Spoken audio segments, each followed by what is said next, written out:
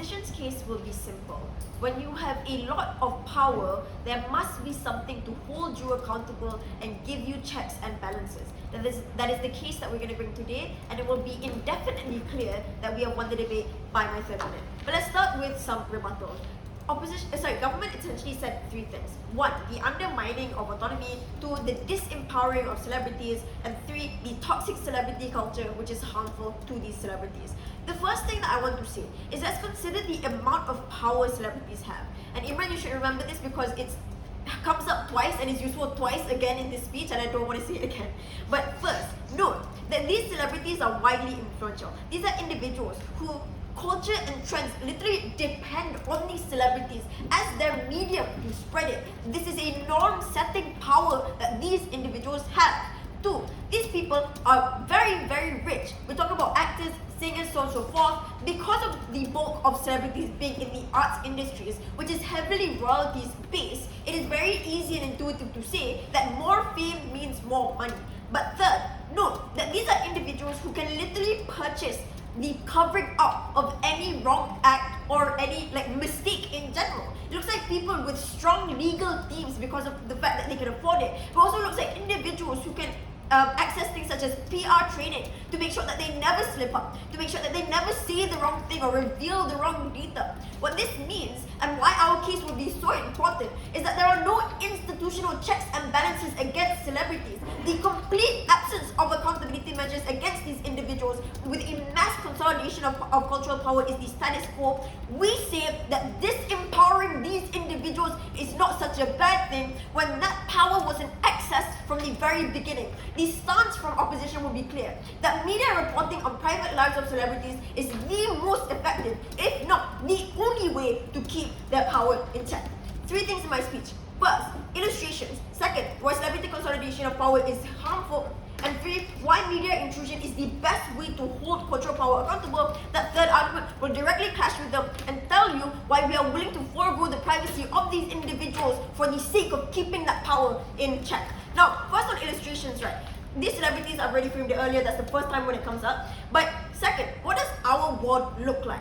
It looks like reporting on private lives. I feel like they were relatively convenient in their characterization, just trying to be like, oh, it's going to be tabloids, it's going to be gossip, so on and so forth. But no, sure, it encompasses any intrusion of privacy, but there are other examples which must be engaged with. Things like the political affiliation of these individuals, any history of crimes which never met the light of day, or any paparazzi attempting to track the purchases of these individuals. This could be literally following you to the store. It also looks like these audit type journalisms where they look into the purchases of this individual to see what they've been doing in the past. What sort of political parties have they been donating to? What sort of causes do they support? We concede that we are reducing their right to privacy, but we will prove why the consolidation of this power justifies it. Note, we do not defend literal crimes, which means there is no burden on us to say it's okay if the paparazzi run them over with the car, we're fine with stalking, trespassing, if they're trying to grab your children. These are not things that we have to defend. We just need to defend whether or not something private should be made public and whether or not that's beneficial, therefore justified. What is their world then? The ideal world for government, where you manage to protect the privacy 100%, is when information is limited to what celebrities share, which means it's going to be a crackdown on the paparazzi. There's going to be less op-eds on these individuals. There's going to be less investigative journalism on these individuals, which means that they will give the celebrities the privilege of keeping secrets secret. First argument then, and this isn't really an argument, it's more of a premise, why celebrity consolidation of power is harmful. And I've already explained this power in its existence in the framing, the idea of influence, the idea of wealth, and the ability to deter accountability. First reason why it's harmful. No, the avenue of potential harm is vastly greater than non-celebrities. So in the instance that malice exists, the magnitude or capacity to hurt someone is way greater. And I'll give you a pretty simple example. If P. Diddy was a normal person, at most he might have raped 2 or 3 people. But because of the level of wealth that this individual has, he's now able to have a whole mansion where he rapes people every single day. But second, your ability to influence your surrounding institutions because of the consolidation of that cultural power. This is like Jeffrey Epstein being able to be the biggest sponsor of surrounding police stations to actively disincentivize people from looking into his mansion and what he's doing on the weekends and why so many teenage children are going on his boat. But third, the influence that you have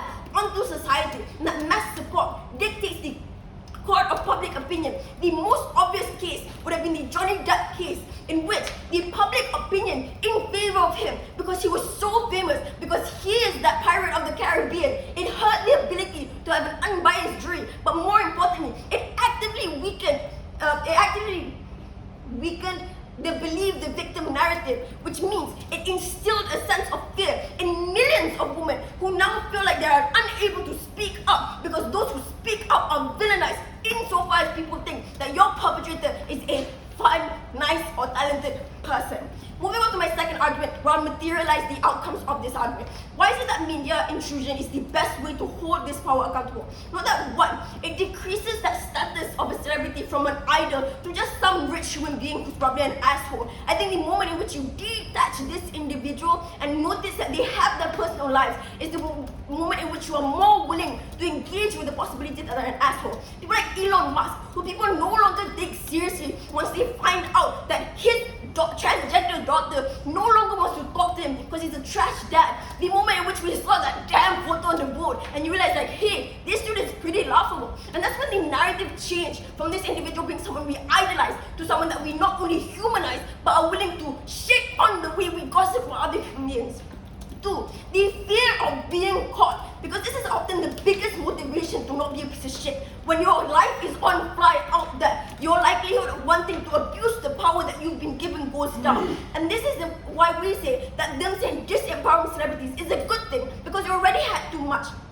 Third, the likelihood of these hidden truths coming out is way higher. And this is just the nature of surveillance. It's easier for a slip-up to happen. But fourth, the magnitude of harm from this power outweighs your right to privacy because the potential danger necessitates transparency. This is a norm with good reason. It is the reason that we audit government. It's the reason we publish the private and public institutional financial records. The impact is clear. Not only is it justified, it is a prerequisite to justice. We are willing to forgo autonomy. This engages with Fauzan's entire speech and we won the debate.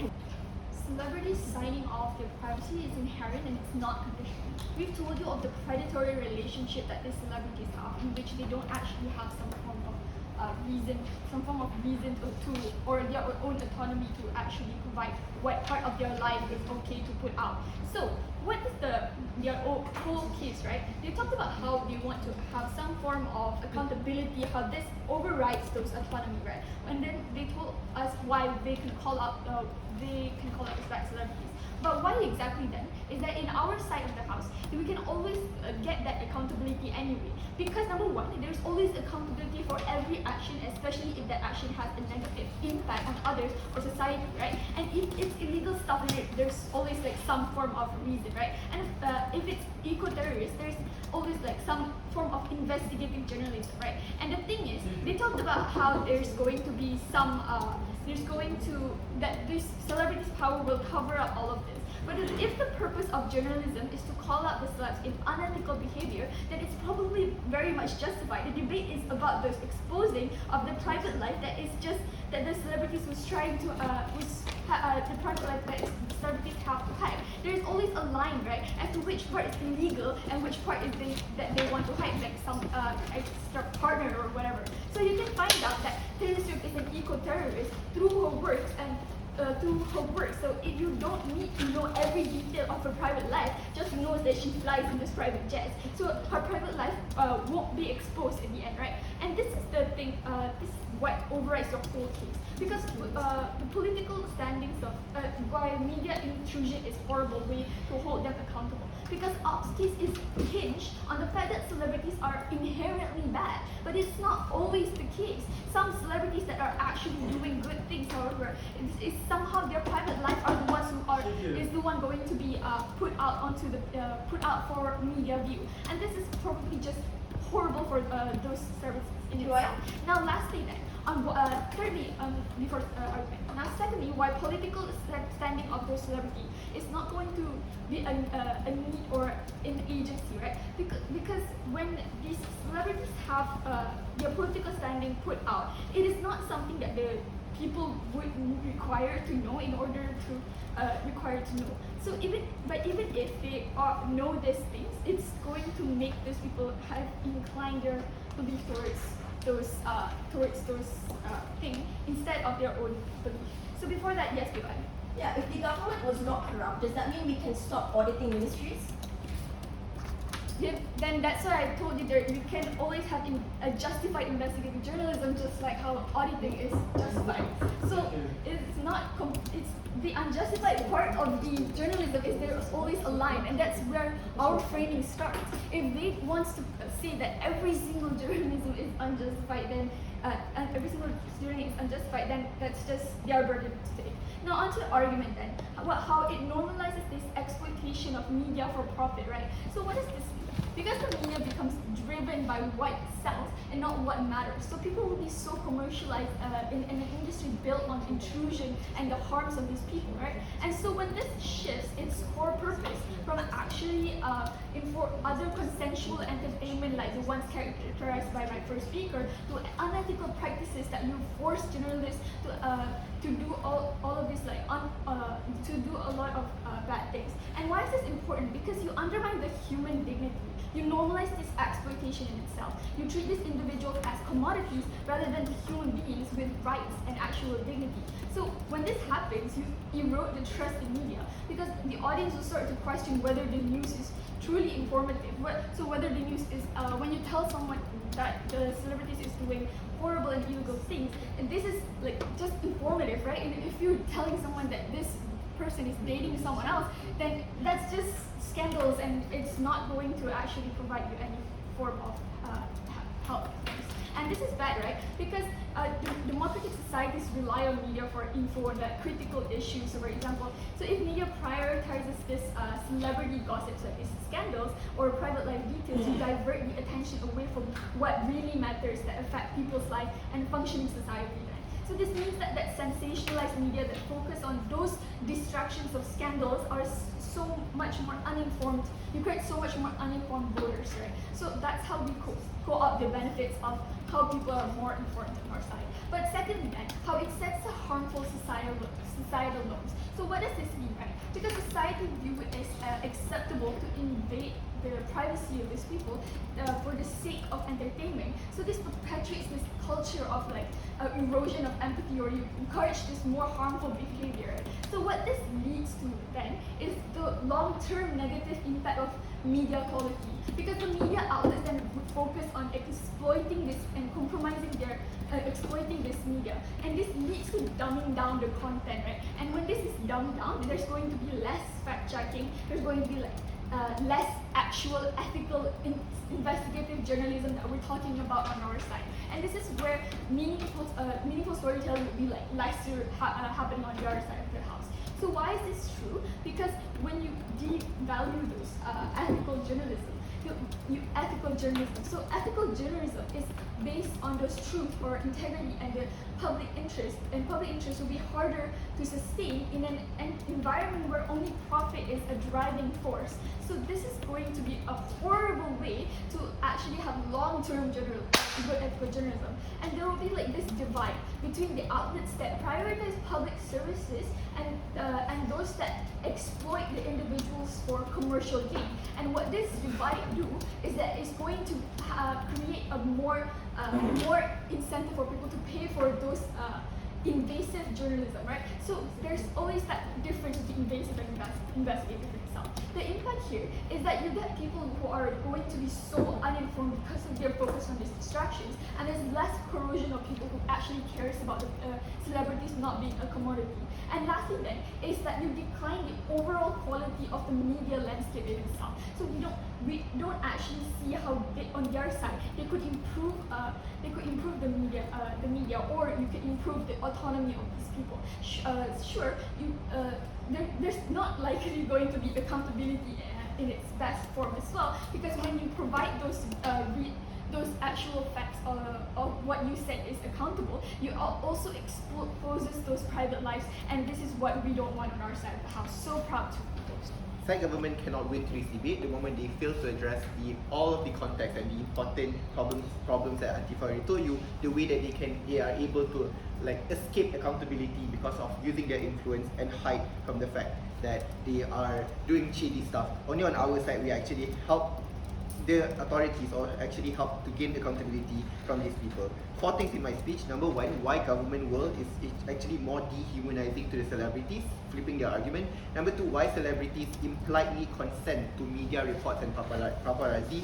Number 3, why reporting on celebrities' private life will not be detrimental. And number 4, is the private life of celebrities important information to begin with. We'll start with number 1, why government world is more dehumanizing to the celebrities. Because they keep bringing up it's actually similar, number 1 and first speaker, second speaker, that is dehumanizing to the celebrities and therefore it affects their personal autonomy and privacy.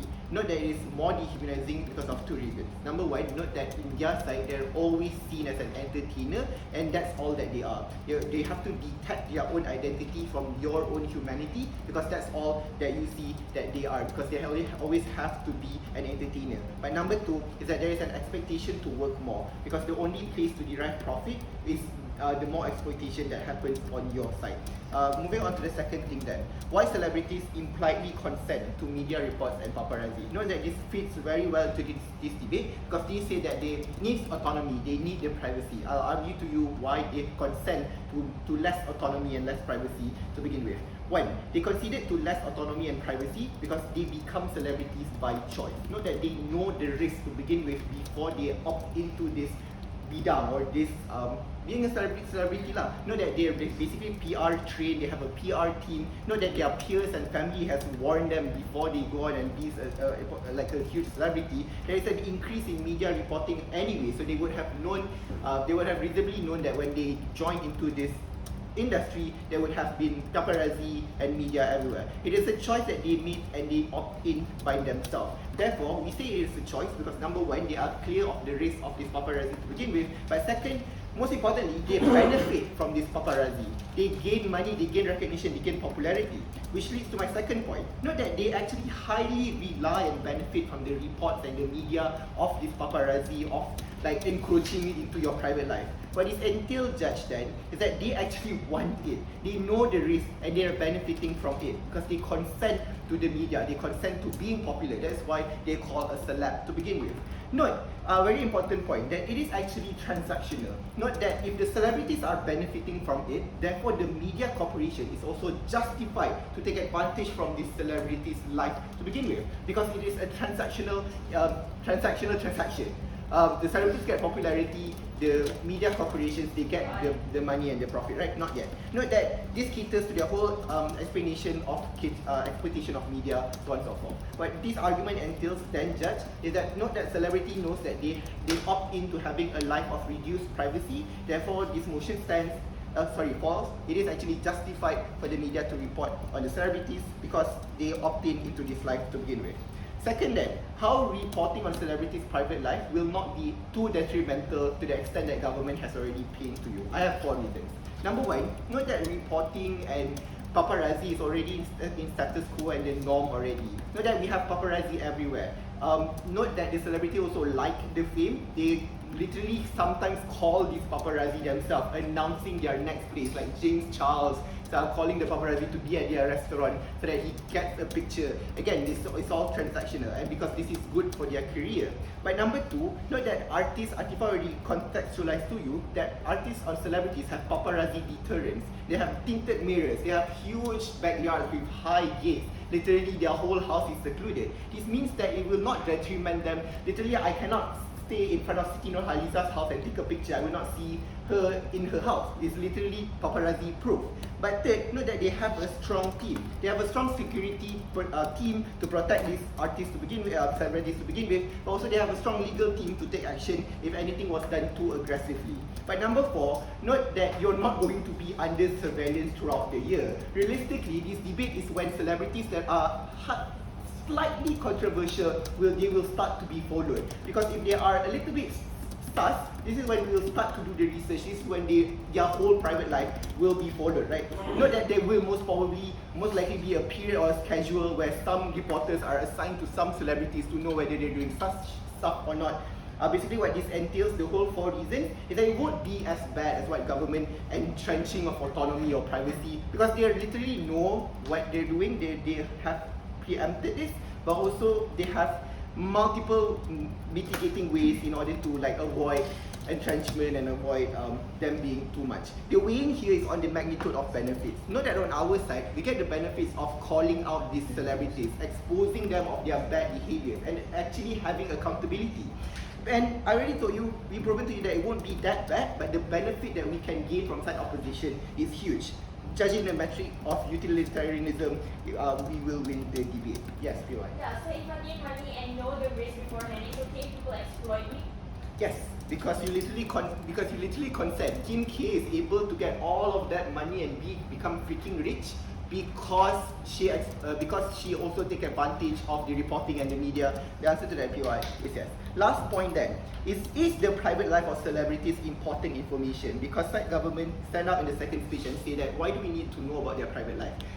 3 reasons. Number 1, note that this is the actual most honest and truthful moments of their life. Know that everything else that comes from a celebrity is freaking fake. They have PR team that posts on Instagram. Everything is scripted and nothing is true. Only when their private life is encroached, we know what they actually are. Only when we track their Shopee purchases, we know what they're actually buying online, and whether they like Pakatan Harapan or pass, all of that is exposed on Instagram and we have to investigate. But second, note that we will expose lying behavior, because not the political affiliation, like they question why do we need to know the political affiliation of a celebrity. It is important because they do not show this on social media. It is important information whether we want to support the action of the celebrities or not, whether we support or boycott them or idolize them. It all relies on this all personal information that they will not post online. The delta is that if the data is only on our side, we get the actual truth, forcing the information out of them. But last but not least, is exposing bad behaviors is our entire case that they haven't rebutted, which entails that we ensure the first step of investigation, which is their alternative. Starting my speech in 3, 2, 1. When I watched an episode of Love Island and I found out that they put recordings of cameras in their rooms, I was very concerned for the participants, especially since a lot of them already has quite a following and were quite a micro celebrity at the time.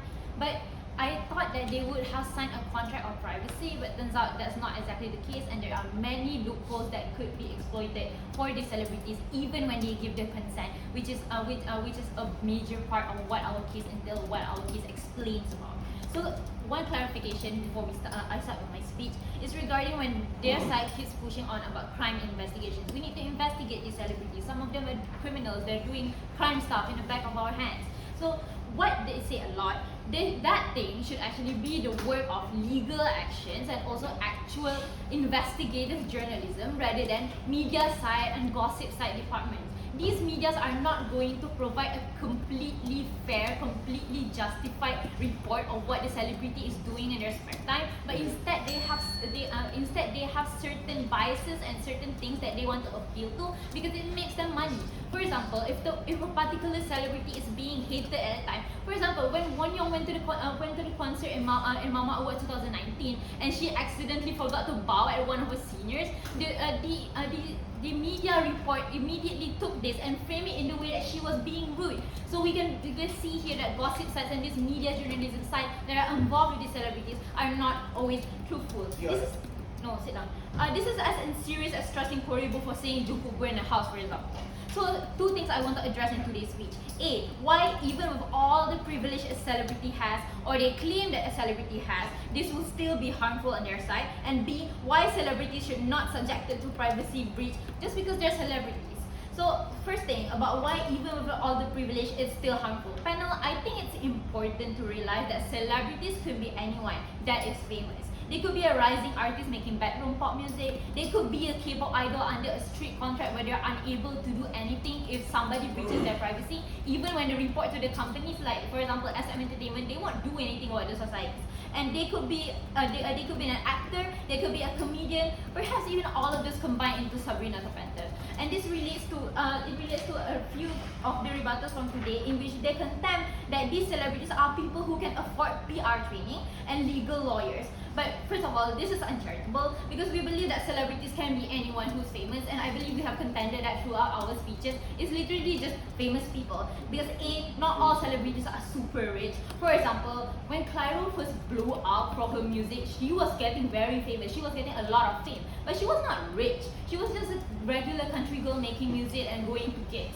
And but she was still supplied to this she was still subjected to these privacy breaches because she was famous and people wanted to know their tale. So if somebody like her not entitled to have a protection for this privacy, and B, not all have the self-freedom to get this protection. Like I mentioned before, there are K-pop idols. These people are under very strict contracts, very strict companies, and sometimes the company simply doesn't care. When they report these breaches, for example, when Baekhyun got his hotel address leaked, SM Entertainment did nothing about it. And thus this proves that not all celebrities have access to these PR trainings and these legal lawyers as they contended to. And C is the predatory relationship between media companies and star companies. I feel like this is a known fact where the companies that cast these actors and cast these singers, they also work with the media companies in order to make this sensationalized news in order to make it report to give more coverage to the celebrity. And while yes, this actually benefits the celebrity and gives them more fame, but it is unfair to contend that all celebrities will consent to it. More on this later on my later argument. They also said that the celebrities can be criminal due to the money they have, the influence they have, support they have. First, yes. Yeah, you have not engaged with the core of our case. Celebrities can actively weaken legal institutions from holding them accountable. I was What about is the imbalance of I power was about to deal with justified that. in your law? A, not all celebrities are criminals. I feel like only a minimal amount of these celebrities are criminal. And B, even if we don't depend on media intrusion, like I have said before, we shouldn't depend on these media reporters and gossip journalists to actually report on this crime, because fairly they are just not fair. We should depend on actual legal investigations. We should depend on actual investigative journalism in order to cover these stories up, in order to bring them to light. Yeah. And they give the example. They give the example of Johnny Depp trials, for example. Okay, we use the example of Johnny Depp. It went worse because of media coverage. Because first, they viral the evidence that they had, they were intended to use in court. They viral those evidence on the social media. So now those evidence cannot be used in court in order to properly convict Johnny Depp for the abuse that he did to his ex-wife. And second, trials on TikTok. There were trials on TikTok live recorded for the fans and haters alike to watch, where his supporters would chime in and give their unsolicited advice and views, which is like not something that we want, but that only happened because the media instruction of the celebrities' private life were able to become a normal, our status quo. And third is when media reporters hindered investigation. They were crowding at their house. They were making accusatory articles about Amber Heard that is sourced from literally stalking her home. And this was further hindering the legal investigation that was going on, that was supposed to be more accurate in order to actually convict these criminal celebrities that they say that they're attempting to convict. So compare this with proper investigative journalism, where there is actual licensed journalists who are able to do these investigations, especially when related to crime cases, high-profile crime cases, and they are more fair to depend upon rather than the others. Okay, quickly now on why celebrities should not be subjected to privacy breach just because they're celebrity. So first of all, they contended that this is a detached from humanity. To flip this, I think on their side, their act extends to their leisure time, which further strips humanity from these celebrities because they deserve a private time where they're able to be actual humans. Second, they say that they become celebrity by choice, so there is implied consent. We take them into their best case. Yes, they have implied consent, but still doesn't answer our push about the predatory relationship with where privacy makes you more money, and this traps celebrity into an endless cycle in which they will keep giving more and more of their privacy, even when they don't fully consent to it, even when they feel uncomfortable posting it because they want the money and fame, especially when considering celebrities that are under certain controls of people who are taking care of them. For example, Britney Spears, for example. And also, they also didn't say to what extent is this privacy able to be breached. Thank God I know about Taylor Swift, because she's not only an eco-terrorist, but she's also silent about Gaza. So I'm no longer willing to participate in endorsing individuals who have a platform, who have an extreme amount of influence that can change the perception towards a bloody genocide, but are choosing to stay quiet because they think it's a personal matter, because it's something that they are entitled to in their own free time. But the reality is, The moment that you are an individual with power that has influence over society, you are subject to different norms in comparison to the average individual. So while government's points may fly for Imran, Ilmam or Ibrahim, as an individual, it doesn't fly if Imran, Ilmam or Ibrahim is a celebrity or a politician or anyone with influence that has the modicum of opportunity to change and dictate how a society perceives certain things, right? Let's clash then. Government says three things. Firstly, that this reposting or the private lives that are being portrayed is likely to be reported through news and news magazines, voice recordings. These individuals are followed around. And thirdly, this is the most interesting part, there is a justified and unjustified form of journalism or ethical journalism. Read the motion. The motion says, this House believes that it is unjustified for the media to report on the private lives of celebrities. Not that this House believes that unjustified forms of media are something we should be against. The reality is that in order for government to have this ethical journalism or investigative journalism under their side, they have to buy into our mechanism. What is our mechanism then? Fourfold. Firstly, involving the personal lives to what exactly the political affiliations of these individuals are. Secondly, the history of crimes that they are, because there are certain criminals that are able to get away with the crimes, Jeffrey Epstein, even certain gangbangers within the music industry, they get away with killings because of the influence that they have. Thirdly, auditing and tracking purchases, because if you're Taylor Swift and you're buying literal hundreds of gallons worth of petrol just to be able to see your boyfriend on the weekend, that's probably something that is not right, because you're not only polluting the industry, you're also exploiting individuals because they pay you and this is what you do with their money. Fourthly, donations.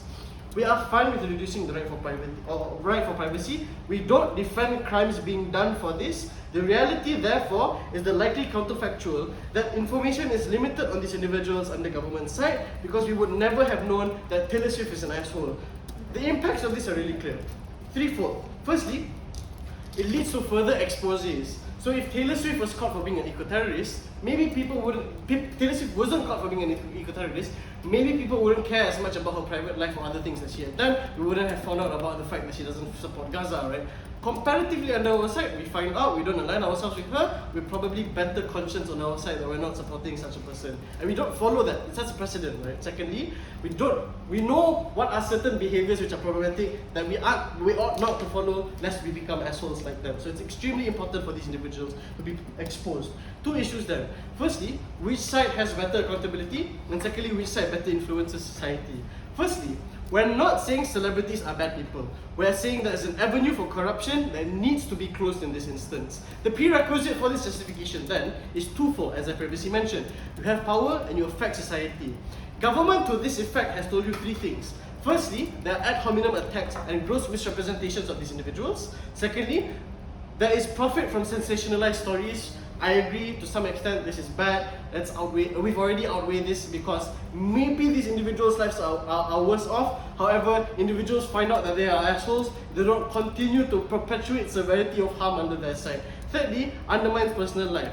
It's further undermined on their side. Let's flip this, because these individuals or these celebrities are reduced to entertainment. We do not acknowledge the harms that they commit as individuals because we see them purely as individuals who are supposed to make us happy, right? So people who make us happy, surely they have no faults. The reality is then that we have to expose these individuals because at best, government's arguments under this side shows a very sad situation for these individuals, sure, but they can just go and cry in their Ferraris. Why the hell do I have to care about them when they're probably better off than me? The depression that they feel is modicum smaller than the depression I might feel as an individual because I struggle more than them. So as a human, you should care about finding and exposing these individuals because they are bad, because they exploit individuals on a daily basis. They exploit record labels, they exploit people to go and vote for them or to go and listen to their record albums. Therefore, opposition has told you threefold. Firstly, this reduces the avenue for perpetuating harm. Because of the fear of being caught that Atifa talks about, people like P. Diddy, people like Jeffrey Epstein are less likely to perpetuate these harms in the future. Secondly,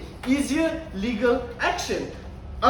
Media reporting will not post full reports and investigations, right? The prerequisite of any legal action or investigative journalism is knowing that something suspicious is happening from these people's private lives. So the ability for you to find out that there are crimes happening in the first place is because these investigative journalists find out that there is something suspicious that's happening, then legal action happens, then accountability happens, absent on their side. Thirdly, government severely exaggerates the control that the celebrities have over their lives.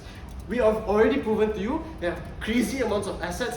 Even if they're just Clairo, you have a cult following of people who are going to defend you and back you up. The severity of harm that you're going to get, maybe Britney Spears falls into a pit of depression. I don't care. On net, more people are going to be able to be exposed. The larger society is better protected.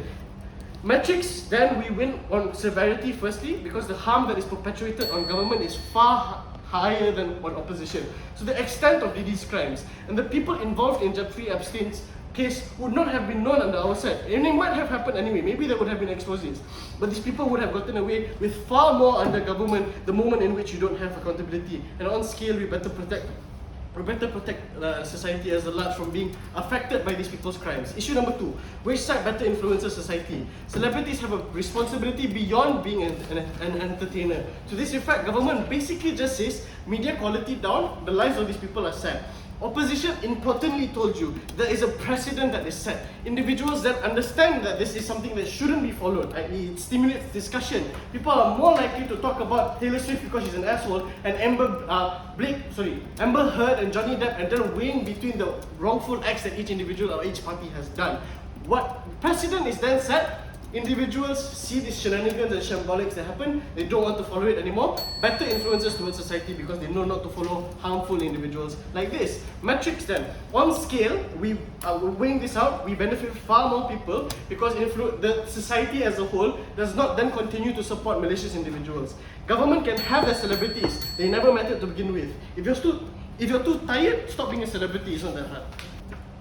The fatal flaw of the government team is their lack of charitability. This is most evident in the fact that if you check your notes, they are debating in their best case scenario and our worst case scenario. Meaning that the only comparative they have is their world in which all celebrities are such incredible people and never commit any crimes, and therefore there's not really a great urgency to investigate any of them, because even if they are bad, they're probably not good at covering it up. And these legal institutions, which by the way still haven't found out who the Zodiac killer is, will somehow find out what these celebrities are doing, despite the layers and layers and layers of barriers that they put up when they know that they're doing something wrong, and because they can afford to cover up. The world that they are trying to compare it with is a world in which all of these medias will be so bad and no celebrity actually wants to be a celebrity.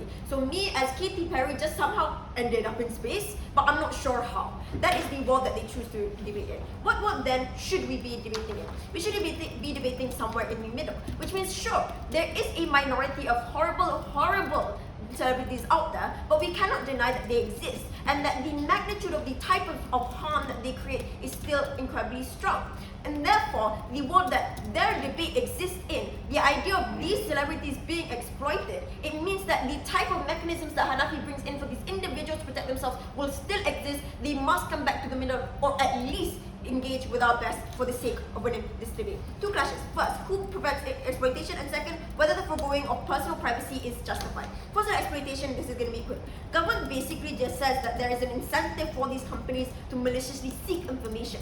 Their issue here is that they don't realize this is symmetric. The incentive to maliciously use these individuals for the sake of profit will be the same in both worlds. What this means is the way or the type of information about you which these people are seeking to exploit will be different. In their world, you are reduced to an entertainer, and because of that, the likelihood of you being further expected to work more and to continuously publish by your agents for the sake of making profit, because your personal life is no longer profitable, means that the likelihood of you feeling exploited and unfulfilled is way higher. But secondly, the way that society interacts with you is less human because they have never seen a human side towards you, which means that the humanizing experience of being seen as simply an actor and not a real human being, the idea that these people think that they can just get all in your personal space and they don't want to ask you about your day, you don't have any real friends because everyone just sees you as a tool of exploitation, is way more likely on their world, and that's why they fail to protect the actor. But I'm going to get to the second clash, which is way more important: whether or not the foregoing of personal privacy is justified. And this was government's attempted path to victory you from very, very early on, and they tell you essentially two things.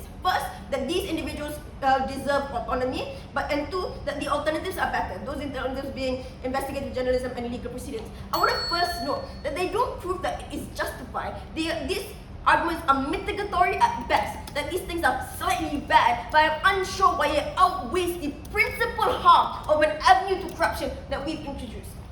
Three ways that we've engaged with this. First, Hanafie tells you why celebrities consent to the intrusion of privacy. 1. TV, media, music, etc. is an active career choice. 2. It is an essential medium for career success, which means very much this relationship is transactional and celebrities actively depend on these paparazzis to help them in their career. But 3. The act of being a celebrity fulfills the metrics of consent. It means that you can opt in and opt out. People quit fame all the time for the sake of a more quiet life. 2. There is risk awareness and reasonable expectation. I don't think it's very intuitive to see that it's a shocker when the paparazzi is the paparazzi. Everybody knows that when you seek fame, this is what you get. Second thing we do to engage with them. Why are these alternatives not enough? First, there's really not much investigative journalism to do when there is not much information out there. So I'm unsure how justice is proved. But 2, that legal proceedings are not immune to celebrity control power. But lastly, why is foregoing personal privacy the tipping point to better celebrities? 1, because it answers the question of what are you doing with your power. But 2, Hanafie's argument of whether or not you deserve your power, which shapes norms. We win the debate. The first strategic mistake by the side opposition is them combining all types of journalism all together. This is like saying TMZ is the same information as Fox News, right? It is just completely untrue. You read the thing is they told us how you read the motion of, just reporting on private life means that every part, right? So what we're telling you here is you read the motion. This is completely unjustified because it's every part of your private life. What is justified then is the things that is illegal, the things that we told you why it's these things would be justified. Secondly, their strategic mistake is them trading off the autonomy just for the invasive ways of these journalism, right? At the point of which we still get accountability from actual investigative journalism, which has actual regulations and reparations. We will see how this trading off is actually likely, at which point you create more harms that was further investigated and more diverse on our side, rather than just your whole 3 speakers on accountability alone. Thirdly then, is that what celebrities actually consent to, right?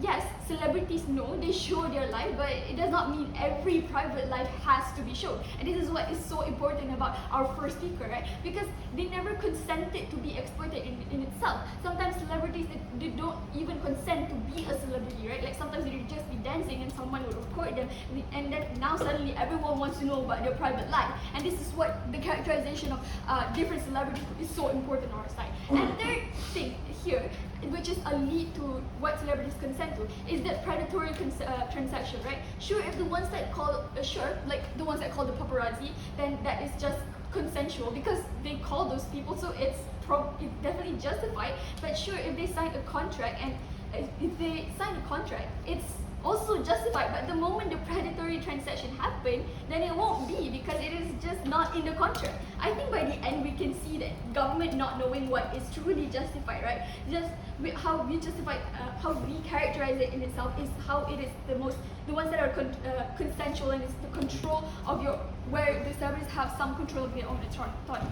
Now, on to call out. What is actually unengaged from side government and why those things are important? The first thing they said is that you undermine, that they don't engage in is how you undermine human integrity, right? At which point you said that this it is good to invade, is that every part of people will believe that you can invade the next time a celebrity comes by, even if that celebrity is a small celebrity or ones that don't actually have power in itself. And this is bad because we've told you multiple times how human integrity is important key so for a principle to justify, right? And the third thing is they never engage on how bad media quality in the long term, because it means that those scandals would override whatever is actually happening or whatever is the ones that are illegal by the celebrities, right? So what is the tipping point here? Who is the most vulnerable stakeholder?